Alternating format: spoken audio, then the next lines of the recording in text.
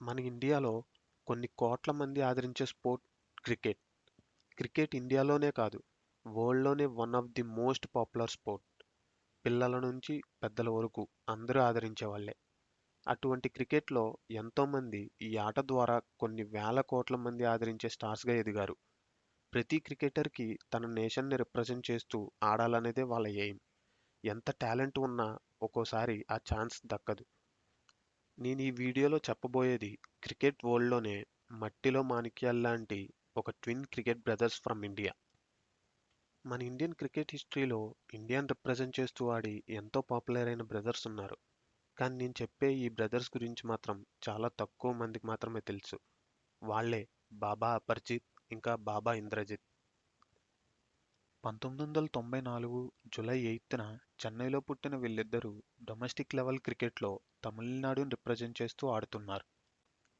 పెద్దోడు బాబా అపర్జిత్ ఒక ఆల్రౌండర్. 2011-12 రంజీ ట్రోఫీలో తమిళనాడు టీంకి ఆడుతూ డెబ్యూ చేశాడు. 2012 అండర్-19 వరల్డ్ కప్ టీంకి సెలెక్ట్ అయ్యి తన ఆల్రౌండింగ్ పర్ఫార్మెన్స్తో విన్నింగ్ టీమ్గా నిలవడానికి కీ రోల్ ప్లే చేశాడు. ఆ తర్వాత అదే ఇయర్లో ఐపీఎల్ ఆక్షన్లో చెన్నై సూపర్ కింగ్స్ పిక్ చేసింది. 2012 నుంచి 2016 వరకు సిఎస్కే టీంలోనే ఉన్నా తనకి ఒక్కసారి కూడా టీం లెవెల్లో స్థానం దక్కలేదు.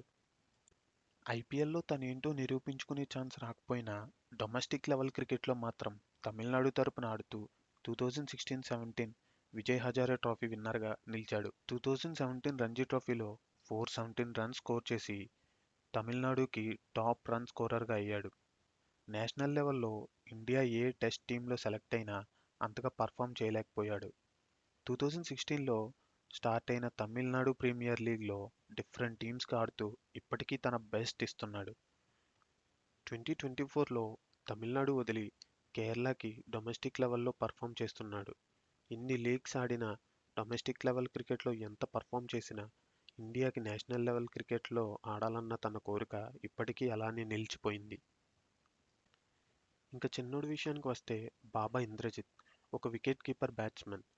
అన్నయ్య అపర్జిత్ లానే ఇంద్రజిత్ ఎంతో టాలెంటెడ్. బాబా అపర్జిత్ అండర్-19 వరల్డ్ కప్లో కీ పర్ఫార్మెన్స్, ఆ తర్వాత డొమెస్టిక్ లెవెల్ క్రికెట్లో ఇంకా ఐపీఎల్ కాంట్రాక్ట్, ఇలా తనకి ఎర్లీగా తన టాలెంట్ చూపించుకోవడానికి ఛాన్సెస్ వచ్చినా తమ్ముడికి ఆ ఛాన్స్ దక్కలేదు. 2017-18లో జరిగిన దులీప్ ట్రోఫీలో డబుల్ సెంచరీతో డెబ్యూ, ఆ తర్వాత ముంబై అగెయిన్స్ట్గా 152, ఇలా ఆ సీజన్ తన పర్ఫార్మెన్స్తో అదరగొట్టాడు. తన టాలెంట్కి ఇంకా ఆ సీజన్ పర్ఫార్మెన్స్కి ఫలితంగా Tamil Nadu team full time captain అయ్యాడు.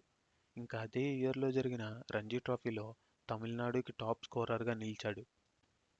2021లో జరిగిన రంజీ ట్రోఫీలో 3 మ్యాచెస్కి 3 సెంచరీస్ స్కోర్ చేసి తన సత్తా ఏంటో చూపించాడు. ఇంకా ఐపీఎల్ 2022లో కేకేఆర్ తరపున డెబ్యూ చేశాడు. ఆ సీజన్ మొత్తానికి 3 మ్యాచ్లు ఆడి 21 రన్లు మాత్రమే స్కోర్ చేశాడు. 2024లో ఇండియా ఏ టీంకి సెలెక్ట్ అయ్యి ఆస్ట్రేలియా టూర్కి వెళ్ళి అక్కడ అంతగా పర్ఫామ్ చేయలేకపోయాడు. డొమెస్టిక్ లెవెల్ క్రికెట్లో ఎంత పర్ఫామ్ చేసినా అన్నయ్యలాగే తమ్ముడికి కూడా నేషనల్ టీంలో ఛాన్స్ దక్కలేదు. ఒకే ఫ్యామిలీ నుంచి ఇద్దరు బ్రదర్స్ వాళ్ళ టాలెంట్తో ఎంతో పర్ఫామ్ చేసినా వాళ్ళ కంట్రీని రిప్రజెంట్ చేస్తూ ఆడాలన్న వాళ్ళ కోరిక ఇప్పటికీ కోరికలానే మిగిలిపోయింది. ఈ వీడియో మీకు నచ్చినట్లయితే please subscribe to my channel for more